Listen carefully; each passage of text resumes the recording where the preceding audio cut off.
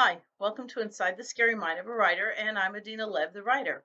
This is episode 48 of my continuing vlog series of getting my name out there, and hopefully, the spirits in the universe will take my videos, take my names, and suddenly somebody will discover me and start reading my books, and boom, I'm famous or infamous, depending on who you ask.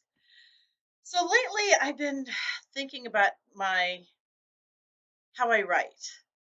And I don't just sit down and write. I write my books in my head as I'm walking the dog, doing gardening, mindless tasks that I can actually put the characters where I want them and come up with a twist that you don't see coming.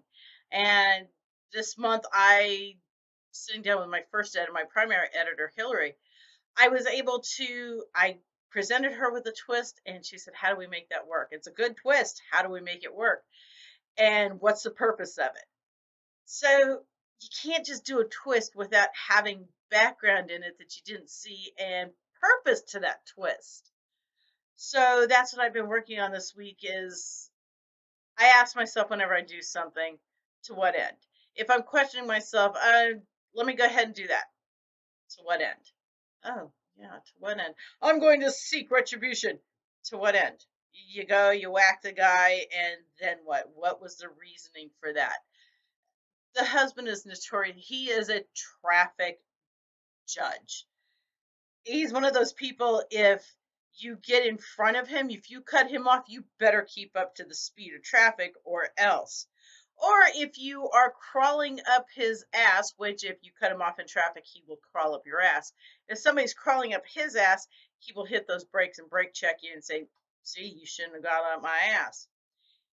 It's He's complicated. But then I say, to what end? We got cut off in traffic a few months ago, and he says, "Take a picture of that license plate." I do. Okay. Now we're going to the police department. To what end? You had me take a picture. Well, I'm going to swear out a complaint about this guy and make them give him a ticket. Oh, sweetness. They're not going to give him a ticket. The cop didn't see it. It didn't happen. Nope, nope. I'm going to what end? You're going to give him a ticket, and is this going to teach him a lesson, or is he going to turn into some kind of road vigilante and cut you down? And since you're never home because you're always traveling, he's going to burn down the house with me and the dogs in it, right? To what end?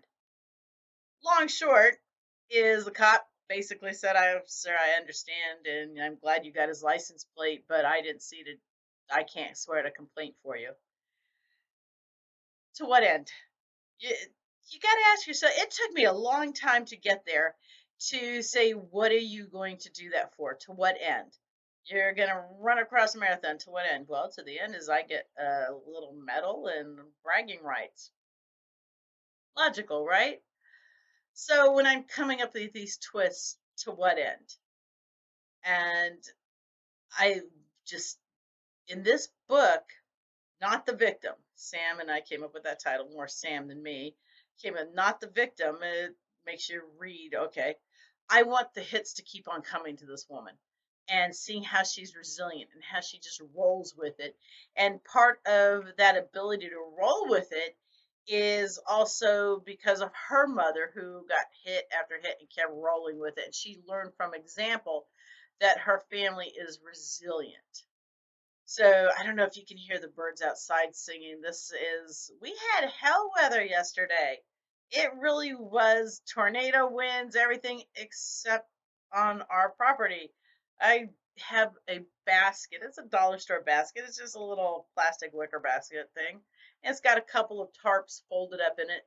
It weighs maybe a total of 2 or 3 pounds max. And I have it perched up on a corner on the deck. It's still there. These winds have not blown down. End of our street, this heavy wind that has avoided our house blew down all the road signs. It blew over barrels, traffic, those big giant traffic orange barrels. It blew those over. Rain, rain, measurable rain, like an inch just down the street from us. But at our house, we had maybe a spritzing. Just goes to show you how crazy weather is here in New York or North Carolina. I'm thinking New York again. The Mets. So I said this was a safe place to talk, and since I can count my viewers so far on two hands, uh, our daughter, recently she got a dog. They have a 13-year-old white boxer, and she's old. They got another dog, and they wound up having to give that dog back to the rescue because that dog bit their old dog in the face. So today she told us that she's getting another dog, a puppy. She's got a 4-year-old. She's got a 6-month-old, and she's getting a puppy. And she's looking at going back to work. And the husband and I are like, why? Why are you? This is not a good time for you to get a dog. And she let us have it both barrels, telling us mind our own business. She's telling us her plans, not looking for approval or disapproval or our input. She's just letting us know what's going on in her life. Fair enough. But we've been her parents. We've been parents for the better part of 30 years. And it's kind of hard to take that and put it away. Everybody prepares you for things. They prepare you as a child to become a teenager. They prepare you as a teenager to become an adult. They teach you as an adult how to become a parent. What nobody teaches you is how to stop being a parent. There's nothing out there that prepares us for it. I know by watching my grandmother, I saw her occasionally. And then it really wasn't my blood grandmother. It was one of those family grandmothers. Everybody called her Nani. Everybody called her Grandma. And I never thought of her life without grandkids. It didn't occur to me that she has a life outside of her grandchildren. And it's pretty much the same. Nothing's prepared me to be not a parent, just to be a grandma occasionally. So what do you do? I don't do mahjong. I throw myself into my books. When I see my grandkids, they are my alpha and omega, and I'm just totally wrapped in them. And my kids, I still am mom. How do you stop doing that? There's nothing to prepare us for that. So anyway, just venting and putting thoughts out there.